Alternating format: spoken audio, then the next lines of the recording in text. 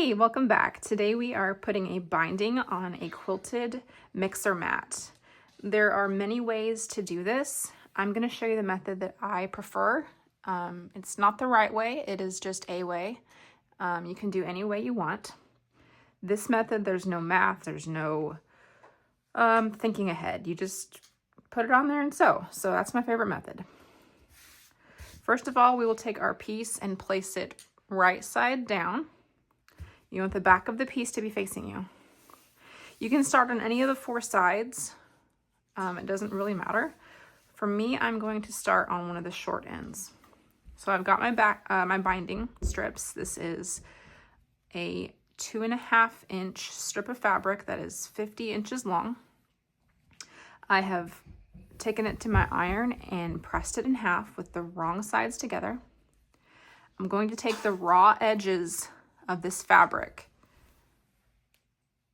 and align it with the raw edges. Can you please quiet down? Could I quiet down? Yeah. Oh, okay, I'm sorry.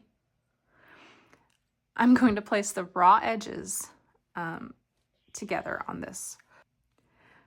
I'm going to place it right about the center. It doesn't really matter where you place it, as long as you have enough room to round this corner and come back on the end. So I'm just going to place it right here. I'm going to unfold this first section of it. Next, I'm going to take this inside edge of the fabric and fold it down to form a triangle. I'm just going to finger press this. I don't need to iron it. And now I'm going to fold the rest of the strip back along that pressed edge. So this is going to form a pocket. Whenever you get the rest of the binding all the way around your project, the last little strip of your fabric is going to fit right in there. I'm going to clip it just at the beginning.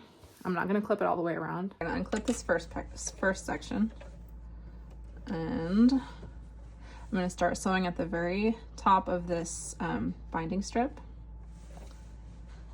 using approximately a quarter inch seam allowance. I'm going to sew until maybe an inch or an inch and a half past that fold.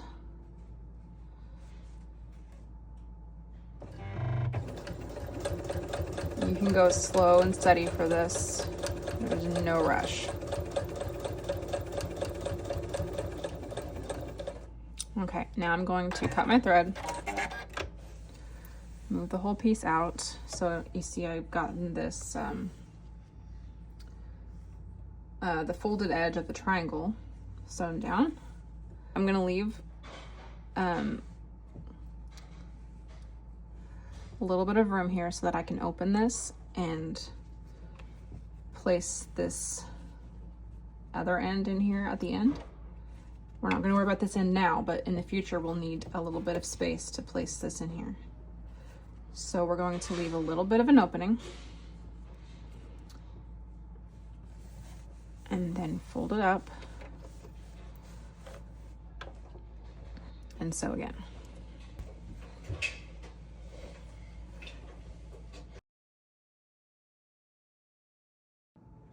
And now I have reached my first corner. I am stopping with about 1/4 inch before the edge here. Needle down, lift the presser foot, and rotate at an angle right towards that sharp corner. Put the presser foot back down, do the last couple of seams all the way off the work. Catch your thread. And now we're going to turn this corner by lifting the fabric backwards and then folding it upon itself. You want to make sure that this edge here does not get underneath this corner, because you don't want to sew over that and then have a bunched up bulky corner. So again, just pull it backwards.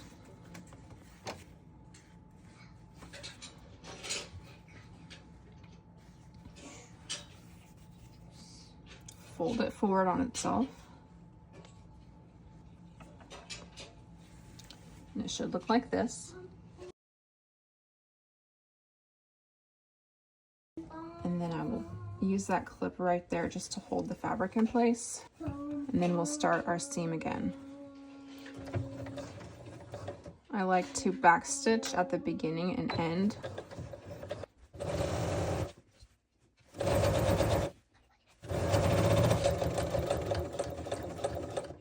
As you approach that next corner, slow down and just stop once you get about 1/4 inch before that corner. Lift the presser foot, make sure that needle is still down, and then rotate your work. And then work off that corner like you did before. Cut your thread.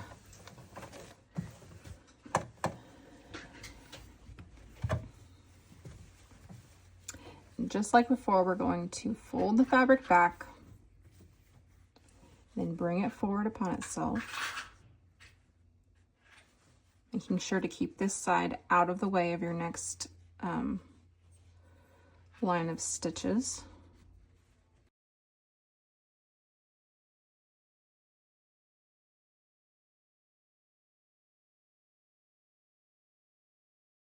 Okay, we're at the next corner now. So we're going to keep the needle down, lift the presser foot, and angle off. Cut the thread.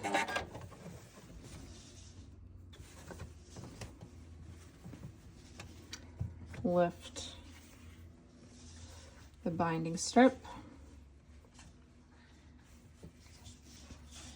Fold it back upon itself.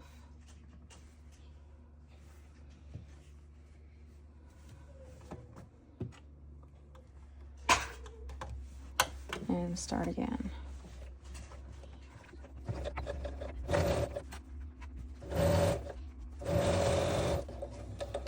Okay, we're at our last corner. Same thing as before. Keep the needle down, lift the presser foot, rotate the work at an angle, drop the presser foot and work directly off your work. Cut your thread and work your last corner just like before. Making sure to keep these angles really sharp.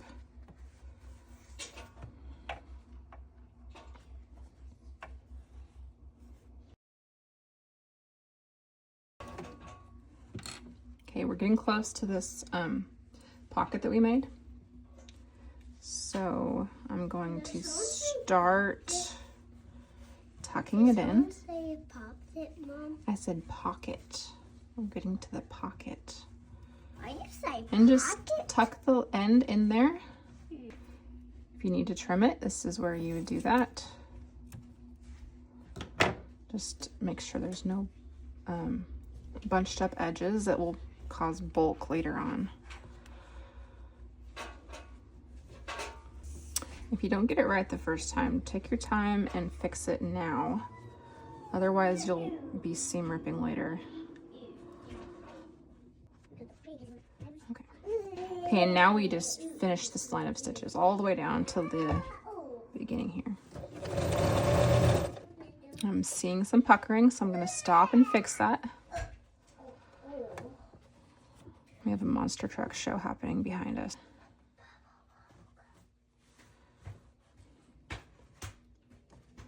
Okay. And now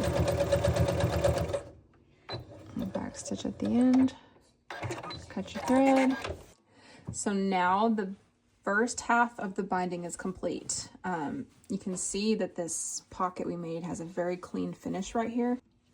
So now that the binding is complete on the back side, we're going to fold everything over to the front and we're going to check each corner.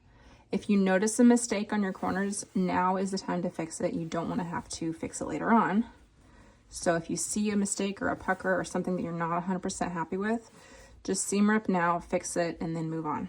We're going to take it over to the iron. We're going to fold down the binding all to the front, and we're just going to iron everything. Give it a nice press so that it has the cleanest finish possible. Okay, now that we've ironed it, it is time to start clipping. We're going to pull the fabric from the back of the piece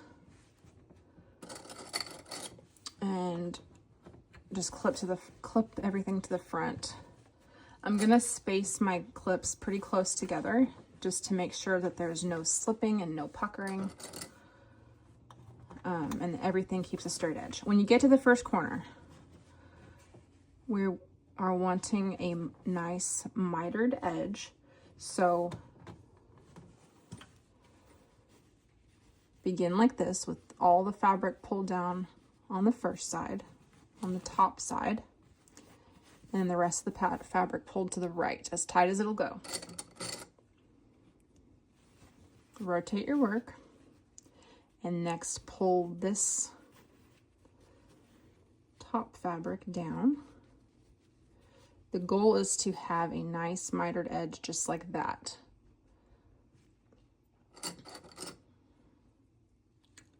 Clip it in place and keep going on the next edge. We're going to treat all corners the same. Pull the fabric as tight as it will go to the right side, just like this. I'm going to place one right there first. And then pull that binding fabric tight again and fold it over. So again, you want that to look as straight as possible. If you get it to look, say it looks like this, or say it looks like that, just adjust it so that it looks the way you want it, and then clip it in place so that it doesn't move.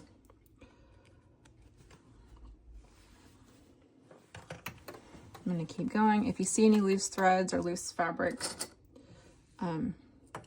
just tuck it in during this step or clip it off, whatever you prefer.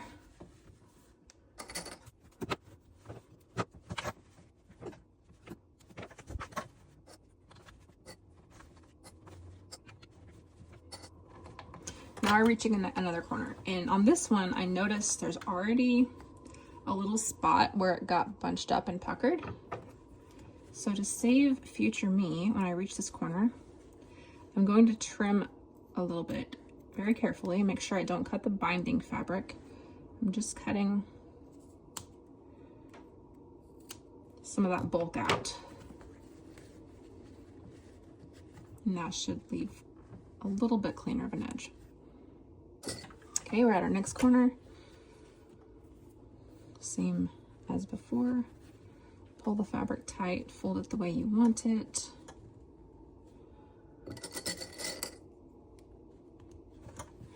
And keep going. Okay, last corner. So for this step, I am adjusting my stitch length to 3.5. Before I start this binding, the final part of the binding, I like to check my bobbin and make sure I have enough thread to get around the full edge without having to replace my bobbin midway. The top stitching around the binding is like the final finishing touch to the project, and I prefer to not have to switch bobbins. I'm gonna try to stay about 1/8 of an inch away from this folded edge.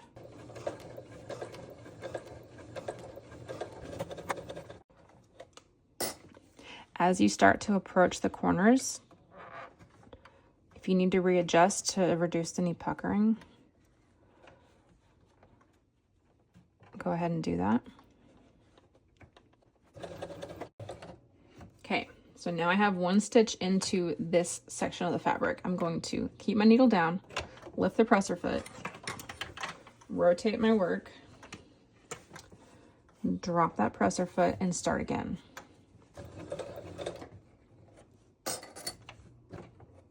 I can see my fabric is a little bit wonky here, so I'm going to fix that as I go. Any little adjustments that need to be made along the way, just go ahead and do it.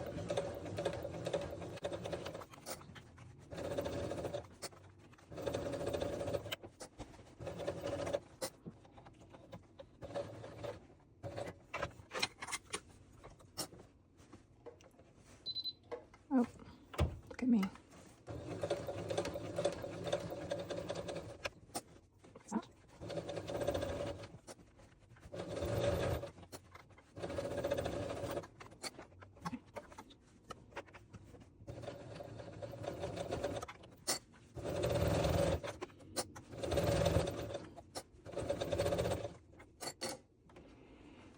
Okay, we are approaching our last corner on the home stretch.